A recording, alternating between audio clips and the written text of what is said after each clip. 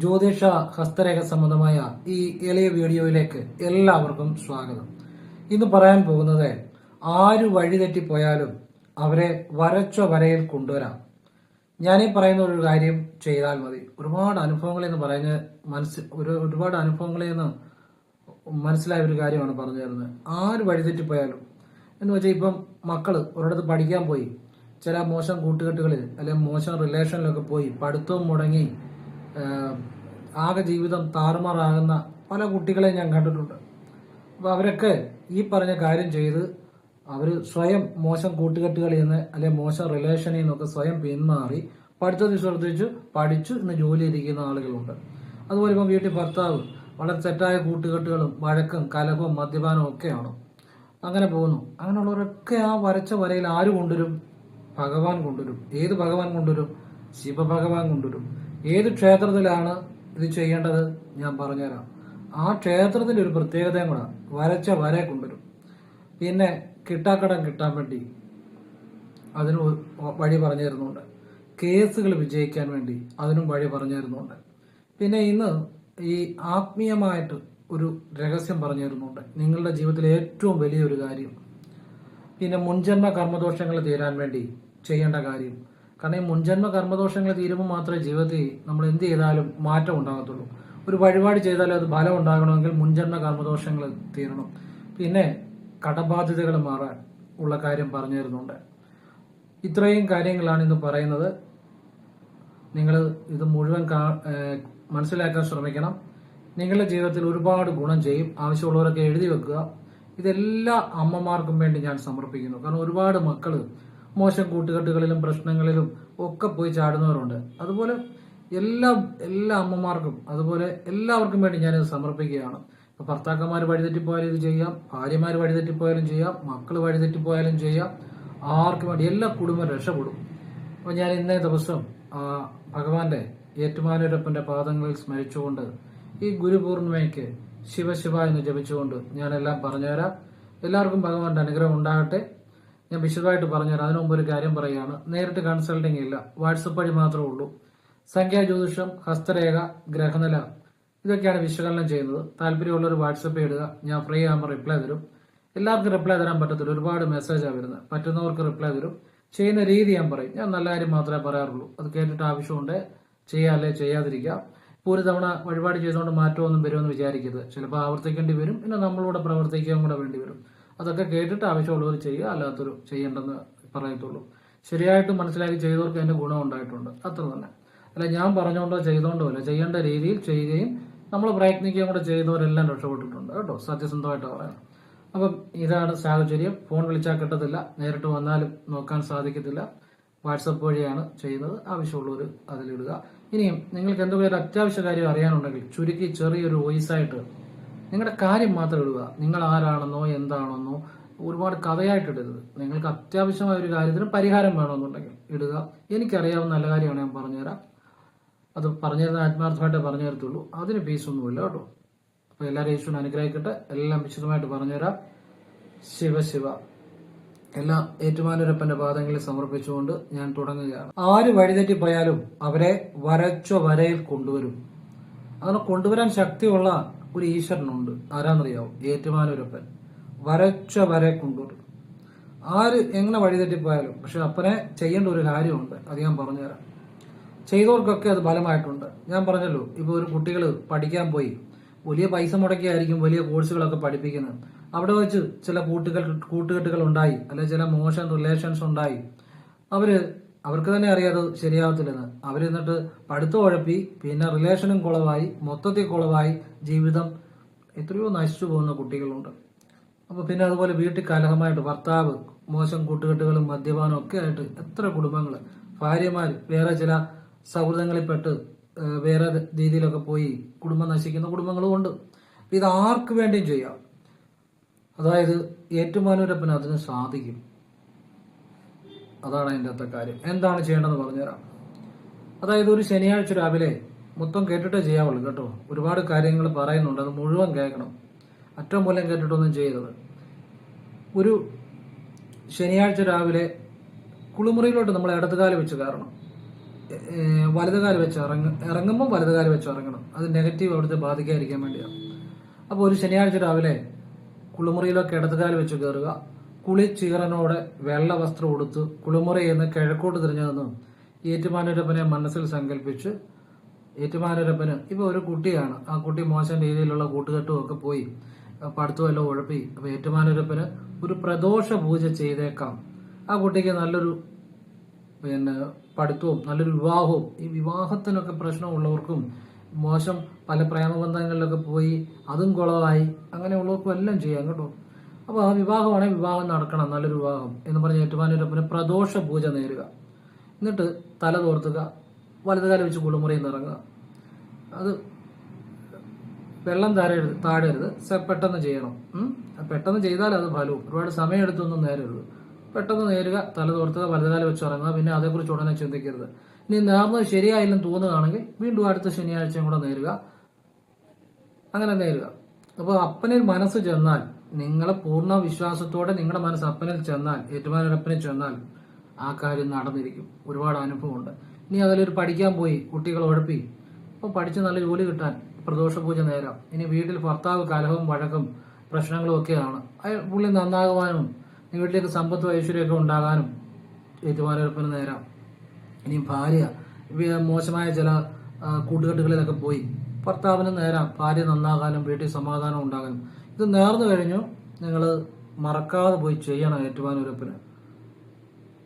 മറന്നുപോയാൽ അപ്പൻ ചോദിച്ചു മേടിക്കും.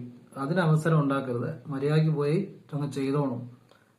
മറ്റു പോലല്ല, അപ്പനോട് കളിക്കുമ്പോൾ സൂക്ഷിച്ച് കളിക്കണം. കാരണം കൃത്യമാണ്, നമ്മൾ അതുപോലെ ആയിരിക്കണം അപ്പനോട്.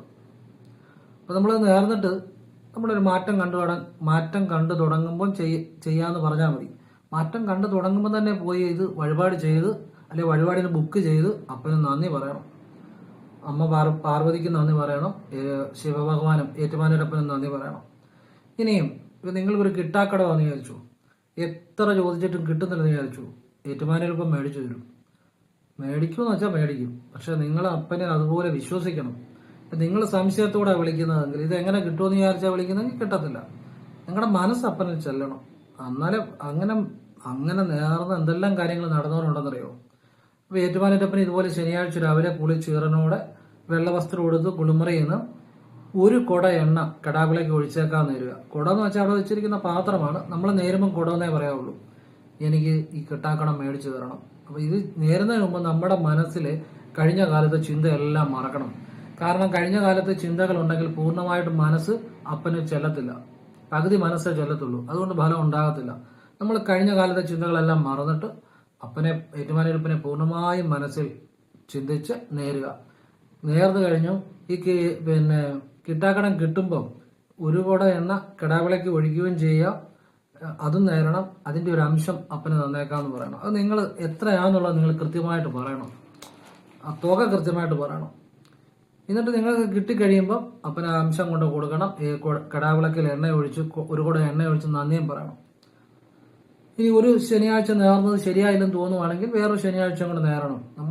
നമുക്ക് തൃപ്തിയായാലേ അത് ഫലം കിട്ടത്തുള്ളൂ. നേരുന്നത് നമുക്ക് തൃപ്തിയായില്ലേ അത് ഫലം കിട്ടണമെന്നില്ല. കാരണം ചിലപ്പോൾ നമ്മുടെ മനസ്സിൽ ശങ്ക സംശയമൊക്കെ ഉണ്ടെങ്കിൽ ആ ഫലം കിട്ടണമെന്നില്ല. ഇനിയിപ്പോൾ ഒരു കേസിലൊക്കെ പെട്ടിരിക്കുന്ന ആളുകളാണെങ്കിൽ അവരും ഞാൻ ഈ പറഞ്ഞ കാര്യങ്ങൾ ചെയ്ത് ഒരുപാട് കേസുകളിൽ നിന്നൊക്കെ റിലീസായവരുണ്ട്, അല്ലെങ്കിൽ അവർക്ക് അനുകൂലമായവരുണ്ട്, അസാധ്യമായ കാര്യങ്ങൾ നേടിയവരുണ്ട്. കേസ് സംബന്ധമായ കാര്യങ്ങൾക്കും ഏറ്റുമാനൂരപ്പന് ഇതുപോലെ ഇത് നേരാം. ഇപ്പം പറഞ്ഞ കടാവിളക്ക് ഒരു കുട എണ്ണ ഒഴിക്കുന്ന, പിന്നെ ഇത് ആർക്കും നേരാം. നേർന്ന് നമ്മൾ അതുപോലെ വിശ്വാസം വേണം. കാര്യം നടന്നു കഴിയുമ്പോൾ അവിടെ പോയി ചെയ്യണം. എന്നിട്ട് ഏറ്റുമാനൂരപ്പനോട് നന്ദിയും പറയണം.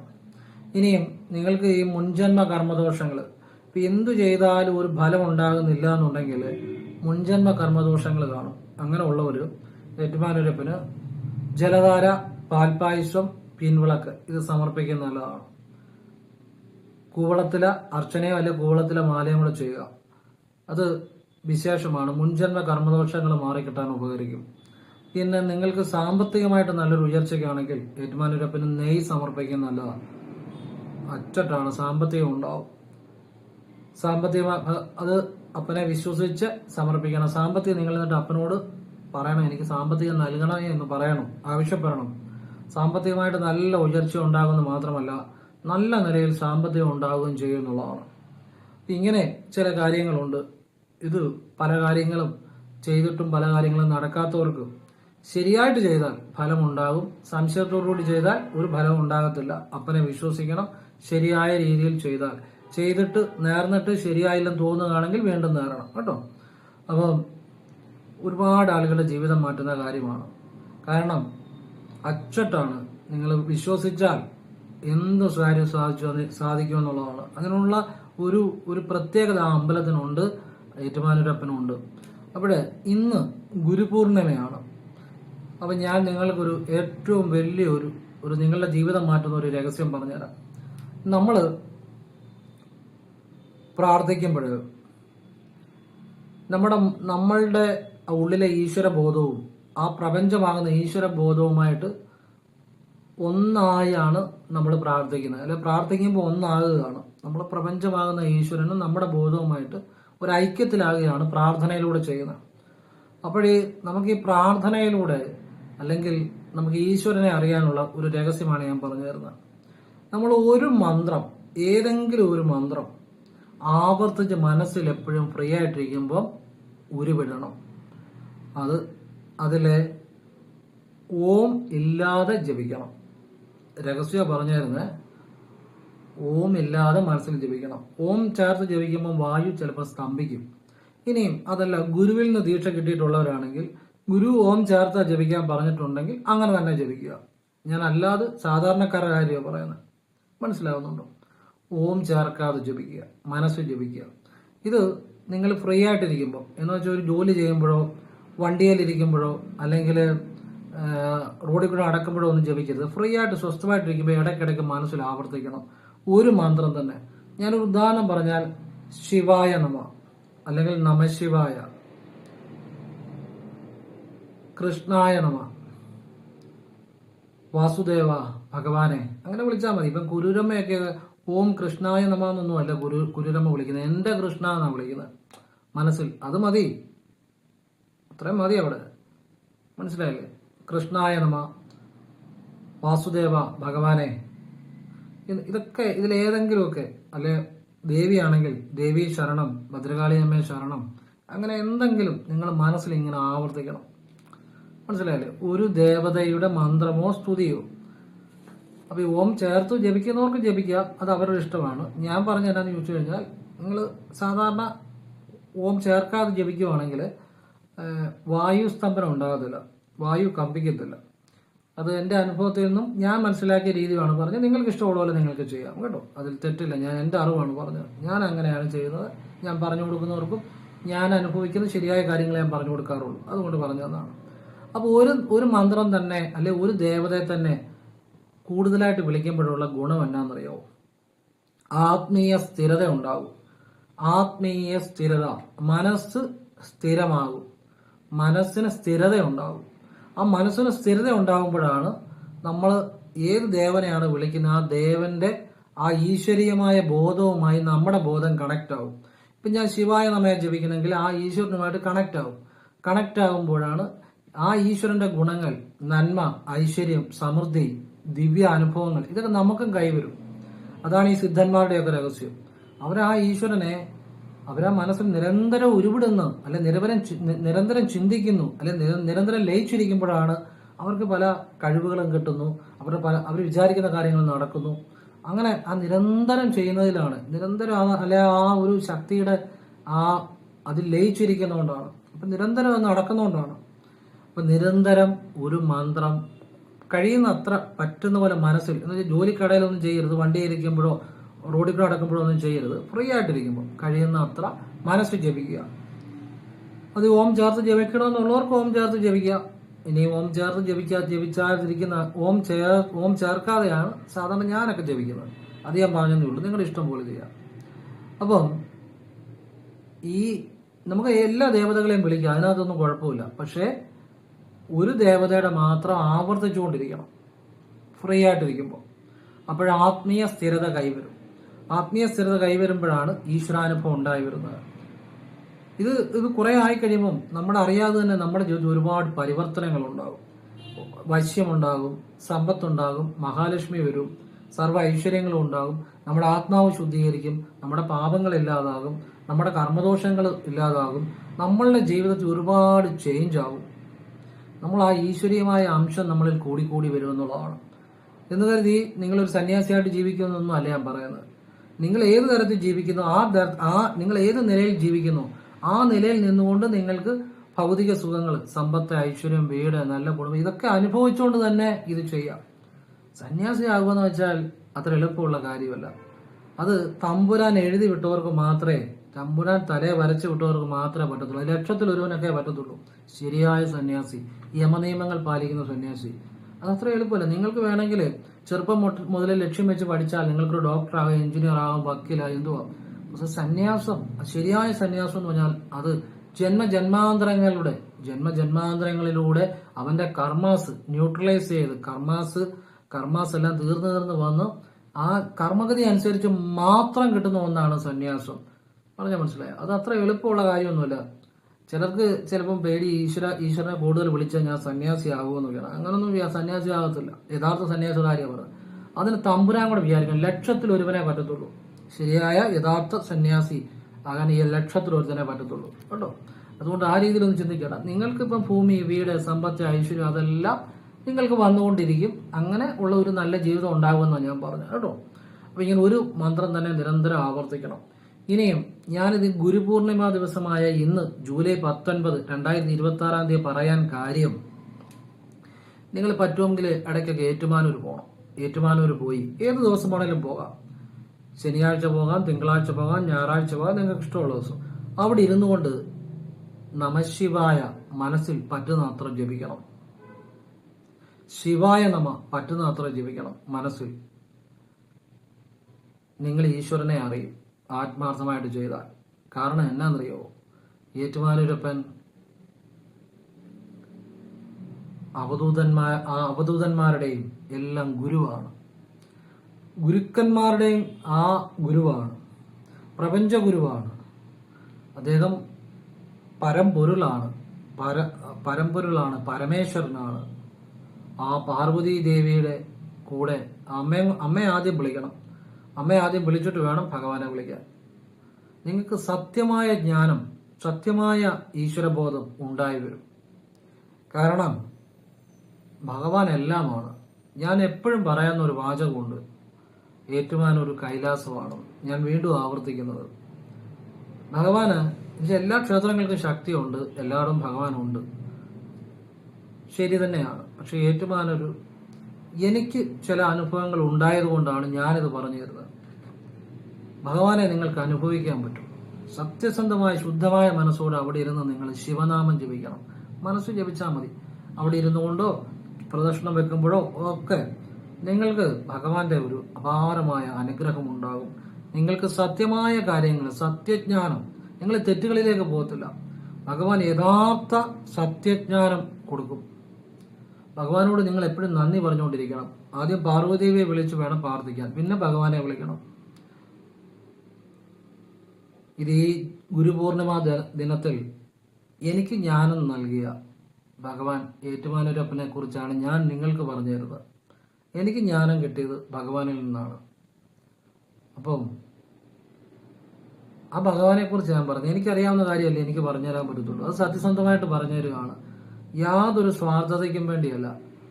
ശുദ്ധമായ മനസ്സോടുകൂടി എല്ലാവർക്കും ഈ ലോകരക്ഷാർത്ഥം, എല്ലാവർക്കും നന്മ ഉണ്ടാകണം, എല്ലാവരും ഈശ്വരനെ അറിയണം എന്ന ചിന്ത മാത്രമേ എനിക്കുള്ളൂ. അല്ല വേറൊരു സ്വാർത്ഥത ഒന്നുമില്ല. അപ്പൊ എനിക്ക് ജ്ഞാനം നൽകിയ ഏറ്റുമാനൂരപ്പനെ കുറിച്ച് ഞാൻ നിങ്ങൾക്ക് പറഞ്ഞു തന്നതാണ്. സത്യസന്ധമായി, ആത്മാർത്ഥമായിട്ട്, ഹൃദയത്തിൽ നിന്ന് ലോക നന്മയ്ക്ക് വേണ്ടിയാണ്. അല്ലാതെ വേറൊരു ആഗ്രഹം എൻ്റെ മനസ്സിലില്ല. എല്ലാവരും ഈശ്വരനെ അറിയണം, എല്ലാവർക്കും നന്മ ഉണ്ടാകണം, എല്ലാവർക്കും ഭഗവാന്റെ അനുഗ്രഹം ഉണ്ടാകണം, സത്യജ്ഞാനം എല്ലാവർക്കും ഉണ്ടാകണം, എല്ലാവരുടെയും ആത്മാവ് രക്ഷപ്പെടണം, ആ സദ്ഗതിയെ പ്രാപിക്കണം, ജീവിതത്തിൽ നല്ല അനുഭവങ്ങൾ ഉണ്ടാകണം, ഭഗവാനെ അറിയണം, പാർവ്വദേവിയെ അറിയണം എന്ന് ഒരൊറ്റ ചിന്ത മാത്രമേ എനിക്കുള്ളൂ. അല്ലാതെ വേറെ യാതൊന്നിനും വേണ്ടിയല്ല ഞാൻ പറഞ്ഞു തരുന്നത്. എനിക്കറിയാവുന്ന കാര്യം, എൻ്റെ അനുഭവം സത്യസന്ധമായിട്ട് ഞാൻ പറഞ്ഞു തന്നതാണ്. അത് ലോകരക്ഷയ്ക്ക് വേണ്ടിയാണ്, എല്ലാവർക്കും നന്മ ഉണ്ടാകാൻ വേണ്ടിയാണ്, വേറൊന്നിനും വേണ്ടിയല്ല. ഭഗവാന്റെയും പാർവതിദേവിയുടെയും ഏറ്റുമാനൂരപ്പന്റെയും പാദങ്ങളിൽ സമർപ്പിക്കുന്നു.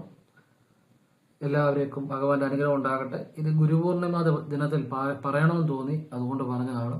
അത് വിശേഷമാണ്. ഇത് ഞാൻ പറയുന്നത് ഗുരുപൂർണിമ ദിവസമായതുകൊണ്ട് വിശേഷ ദിവസമാണ്. നിങ്ങളുടെ ജീവിതത്തിലൊക്കെ അന്ധകാരത്തെ മാറ്റി പ്രകാശം നിറയ്ക്കുന്ന ആ ഗുരുപൂർണിമ. ഗുരു എന്ന് പറഞ്ഞാൽ ജീവിതത്തിലെ അന്ധകാരത്തെ മാറ്റി പ്രകാശത്തെ നിറയ്ക്കുന്നതാണ്.